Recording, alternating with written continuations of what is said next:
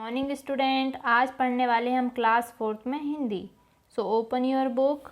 इसमें हम लोगों ने लेसन 1 में व्याकरण अभिव्यक्ति किया था, है ना। इसमें हम लोगों ने क्वेश्चन 1 कर लिया था, जिसमें सर्वनाम एंड संज्ञा के बारे में हमने बताया था, परिभाषाएं भी हमने लिखवाया था, ठीक है।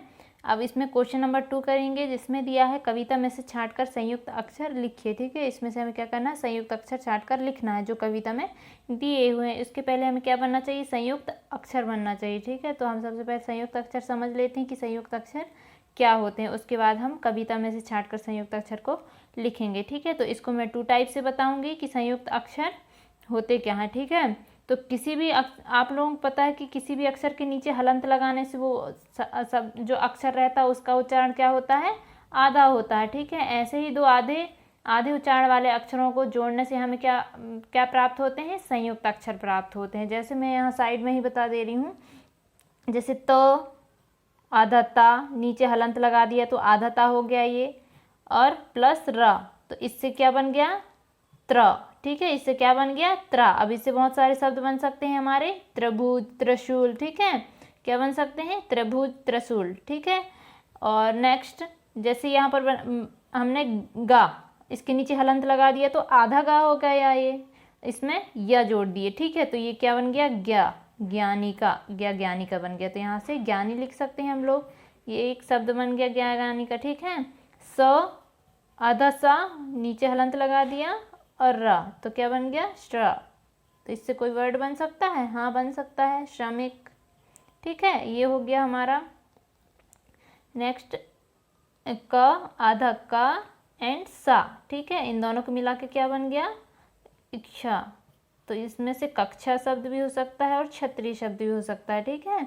तो ऐसे शब्द जो होते हैं, इन दो अक्षरों के मेल जो होता है इनका, उससे संयुक्त अक्षर मिलते हैं, ठीक है। तो हमने यहाँ पर आप देख सकते हैं, आधा का सा को मिलाकर क्या बना, इच्छा। तो आधा ता र को मिलाकर त्रा बना, आधा ग या को मिलाकर ज्ञानी का बना, है ना। आधा श एंड रा को मिलाकर श्रमिक बना, ठीक है। तो अब हम कविता में से इन शब्दों को देखेंगे। इसमें हमने देखा कविता में ये शब्द नहीं दिए हुए हैं, इच्छा, त्र, ज्ञा एंड श्रा, ठीक है। तो अब हम दूसरे टाइप से देखते हैं ताकि हमें आंसर मिल जाए हमें। तो ये वाला हम सिर्फ ओनली समझाने के लिए बताया है, इसको नोट करने की बिल्कुल ज़रूरत नहीं है, ओके। नेक्स्ट दूसरे टाइप से देख लेते हैं ताकि हम लोग संयुक्त अक्षर कविता से छांट पाएँ, ठीक है। तो एक टाइप से और बता रहे हैं हम, ओके। तो आप और इन संयुक्त अक्षरों की हेल्प से हम लोग कविता संयुक्त अक्षर ढूंढ पाएंगे, ठीक है। तो आधा चा और छा, इन दोनों को मिलाकर क्या बन जाता है, छ, ठीक है। तो इससे आधा चा का उच्चारण बहुत कम होता है, हल्का सा होता है ना, और छा का उच्चारण पूरा होता है। तो इससे शब्द बनाए जा सकते हैं मच्छर, ठीक है। और भी शब्द बनाए जा सकते हैं, आधा का एंड खा को मिलाकर कख बन गया है, ठीक है। तो इसमें से मक्खन शब्द हमसे बन गया। तो ऐसे ही हमें क्या करना है, इसके थ्रू हमें कविता से संयुक्त अक्षर मिल जाएंगे। जो हमने फर्स्ट वाला किया था उसके थ्रू नहीं मिल रहा था, इसीलिए हमने इसको 2 टाइप से आपको बताया कि संयुक्त अक्षर क्या होते हैं करके, ठीक है। तो अब दूसरे टाइप से जो किया है हमने, ये दो या दो से अधिक अलग अलग अक्षरों को मेल से क्या बनता है, संयुक्त अक्षर बनते हैं। तो फर्स्ट वाला जो हमने करवाया कि क और श को मिलाकर इच्छा बनता है, क्षत्रिय कक्षा शब्द क्रिएट हो जाता है। आधा ग या से मिलाकर ज्ञानी का बनता है, उससे ज्ञानी शब्द मिल जाता है हमें, और भी बहुत सारे शब्द प्राप्त हो जाते हैं, ठीक है। तो उससे तो हमें कविता से हमें क्या करना था, बहुत सारे संयुक्त अक्षर छांटना था, पर उसके थ्रू हमें नहीं मिला, इसीलिए हम इसकी दूसरी परिभाषा के रूप में इसको जान रहे हैं, और इसी के थ्रू हम लोग क्या करेंगे, संयुक्त अक्षर को ढूंढेंगे, ठीक है। कविता तो आप लोग कविता में देख सकते हैं, जिसमें आधा सा आधे शब्द और एक पूरा शब्द मिलकर क्या बना है, अलग अलग अक्षर मिलकर क्या बने हैं, एक यहाँ पर देखेंगे हम लोग कि जहाँ पर आधा शब्द होगा और उसके साथ कोई अलग से अक्षर होगा, आधा अक्षर होगा और उसके साथ अलग से कोई अक्षर होगा, तो वही हमारा संयुक्त अक्षर कहलाएगा। तो हम लोग यहाँ से देख लेते हैं, जिसने जीना सीख लिया, यहाँ तो कोई आधा अक्षर नहीं दिख रहा है हमें। जीने का अधिकार उसी को है, यहाँ पर भी नहीं है। जो कांटों के पथ पर चल आया, फूलों का उपहार उसी को है, ठीक है। यहाँ पर भी नहीं दिया है। हंस हंस कर सीखा जिसने बली होना, इस जगती का प्यार। अब यहाँ देख सकते हैं आप लोग, आधा पा और या से मिलाकर क्या बन रहा है, प्या, है ना। तो और इसका शब्द बन गया प्यार। तो यहाँ पर हमने नोट कर लिया था, आप देख सकते हैं, यहाँ आप देख सकते हैं ये जो शब्द ये दिया हुआ है शब्द प्यार, ठीक है, ये हमने नोट कर लिया था। ठीक है, आगे देखते हैं हम लोग कविता में ही। जो गीत सजाता तलवारों के स्वर से आज़ादी का गलहार उसी को है, सहना सीखा जिसने दुर्दिन में साहस का उपहार उसी को है, परिजन की पीड़ा पर जो होता पीड़ित जन जन का प्यार उसी को। यहाँ पर कोई आपको ऐसा शब्द दिखा क्या जिसमें आधा और पूरा शब्द दिया हुआ हो, पूरा अक्षर दिया हो? नहीं है यहाँ पर भी। ठीक है, यहाँ ये प्यार है जो हमने लिख लिया था। और यहाँ पर जो गीत सजाता तलवारों के आधा स और व से मिलकर बना हुआ है स्वर, ठीक है, तो ये वाला हमने नोट कर लिया। ठीक है, संयुक्त अक्षर में आ गया वो। और यहाँ पर ये प्यार हमने नोट कर लिया था पहले से ही। यहाँ पर आप देख सकते हैं, अब ये दुश्मन, ठीक है, दुश्मन आधा श और माँ को मिलाकर क्या बना है, दुश्मन। ठीक है, तो इसको हमने नोट कर लिया। ओनली 3 शब्द ही ऐसे हैं जो संयुक्त अक्षर शब्द हैं। ठीक है, तो इसको आप लोग नोट कर लीजिए, ये ओनली एग्जाम्पल के लिए था तो इसको नोट नहीं करेंगे। ओके, सिर्फ मैंने यहाँ पर समझाने के लिए आपको बताया था, उसको आप नोट नहीं करेंगे। ठीक, संयुक्त अक्षर क्या होते हैं आप लोगों को समझ में आ गया होगा। नेक्स्ट देखते हैं हम लोग, सही शब्द चुनकर वाक्य पूरा कीजिए। ठीक है, इसमें से 2 ऑप्शंस दिए हुए हैं, जो वाक्य के लिए सही होगा हम उसको चूज़ करके यहाँ पर फिल करेंगे। ओके, तो हमने फिल कर लिया है। जो शब्द संज्ञा व सर्वनाम की विशेषता बताएं। जो संज्ञा आप लोगों को पता है कि संज्ञा क्या है, और सर्वनाम भी आपको पता है, उसकी विशेषता बताने वाले शब्द को क्या बोला जाता है, विशेषण कहलाता है। ठीक है, या विशेषण बोला जाता है। तो अब आप लोगों को संज्ञा और सर्वनाम तो पता ही है ना, तो उसकी जो विशेषता बताता है उसको क्या बोला जाता है, विशेषण। तो इसमें बताने के लिए कुछ है नहीं मेरे हिसाब से तो। ठीक है, जैसे हम एग्जाम्पल के थ्रू आपको बता सकते हैं। ठीक है, इसकी एक दूसरी परिभाषा भी बोला जा सकता है विशेषण की, कि गुण, दोष, संख्या और परिमाण आदि बताने वाले शब्द को क्या बोला जाता है, विशेषण बोला जाता है। ओके, जैसे हम कोई लाइन बोल सकते हैं, गीता सुंदर है। ठीक है, गीता सुंदर है में गीता क्या है आपको पता है कि संज्ञा है ये तो, और सुंदर है क्या है, उसकी विशेषता है। तो विशेषता बता रहा है ना कि संज्ञा व सर्वनाम की विशेषता बताए व विशेषण कहलाता है। ठीक है, तो गीता सुंदर है, सुंदर क्या है, उसकी विशेषता है, किसकी है, गीता की, और गीता क्या है, संज्ञा है। ठीक है, तो ये हो गया हमारा विशेषण, आप लोगों को समझ में आ गया होगा।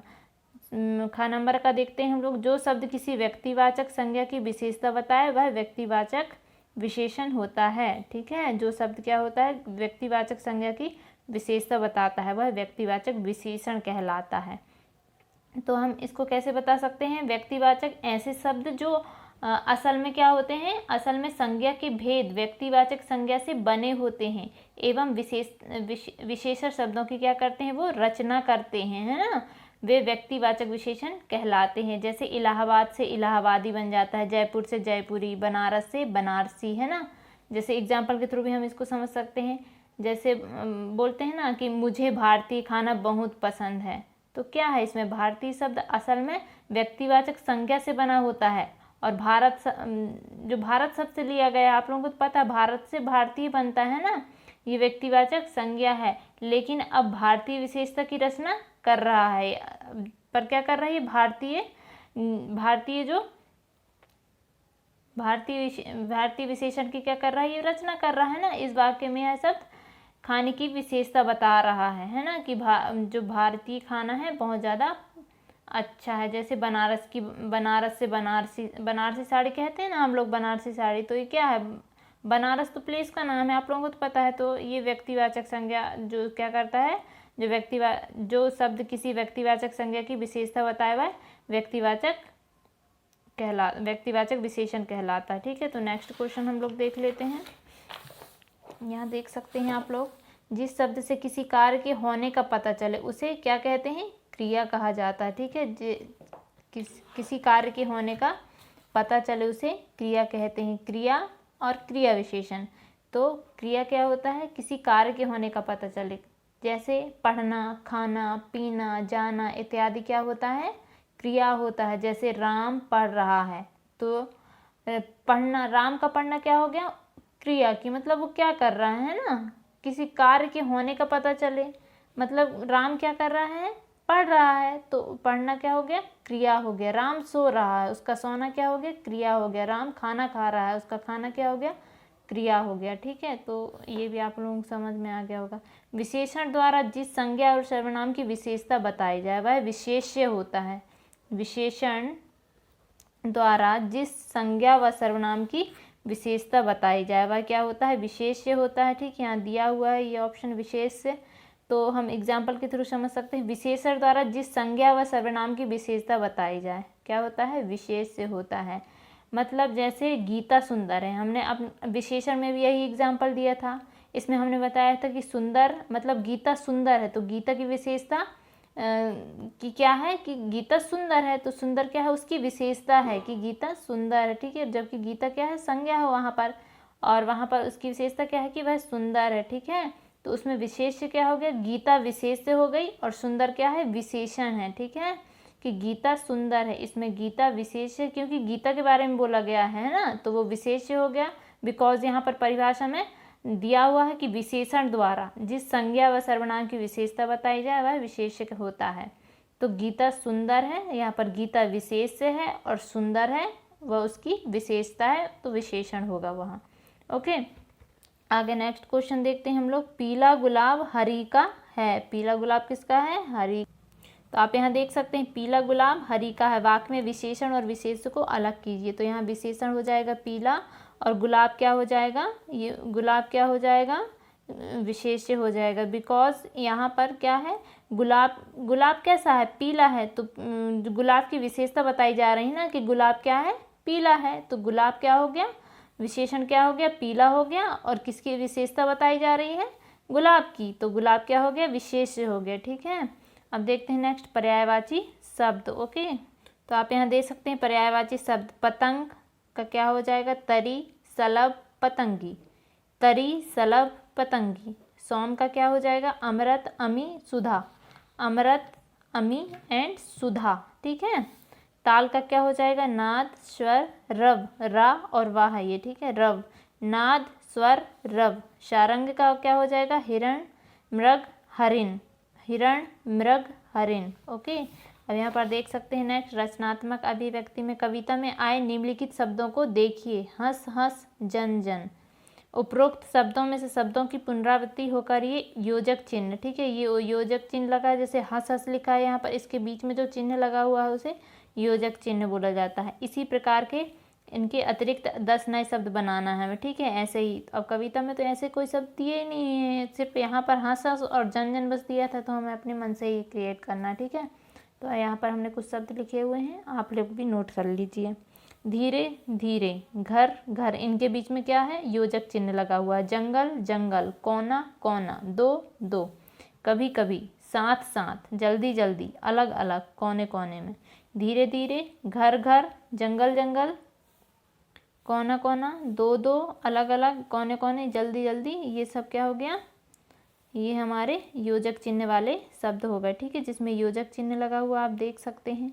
ओके, नेक्स्ट देखते हैं हम लोग। अपनी कक्षा में खड़े होकर सभी को ऐसी कहानी अथवा कोई सत्य घटना सुनाए जिससे बहादुरी की प्रेरणा मिलती हो। ठीक है, तो अभी आप तो क्लास में है नहीं, है ना, तो आप लोग क्या करेंगे, अपने पेरेंट्स को ये घटना सुनाएंगे, या फिर आप ऐसा कर सकते हैं कि अपनी कॉपी में कोई ऐसी घटना लिखें जो बहादुरी से, जिससे हमें प्रेरणा मिलती हो बहादुरी की। ठीक है, और कॉपी में लिख के हमें सेंड कर दें ग्रुप में। ठीक है, तो उसको हम चेक कर लेंगे। ओके, तो आप लोगों का ये होमवर्क रहेगा, यहाँ से आप लोगों को क्या करना है, नोट करना है फेयर कॉपी में। ओके, तो आपका ये SW रहेगा, क्वेश्चन नंबर 2 से लगा के पूरा क्वेश्चन नंबर यहाँ तक। ठीक है, ये इसको भी कर लीजिएगा, रचनात्मक या अभिव्यक्ति। ठीक है, इन सबको नोट करना है फेयर कॉपी में, और इसकी फ़ोटो क्लिक करके ग्रुप में सेंड कर देंगे। यहाँ तक आप नोट कर लेंगे, इसको नहीं भी करेंगे तो चलेगा, है ना, ये कंपलसरी नहीं है। इसको भी नहीं करते तो चलता वैसे। ठीक है, पर कर लिया हमने, तो ये वाला नहीं भी करेंगे आप तो चलेगा। ठीक है, इसको फेयर कॉपी में नोट कर लेंगे, यही आपका होमवर्क है। Okay, thank you, bye.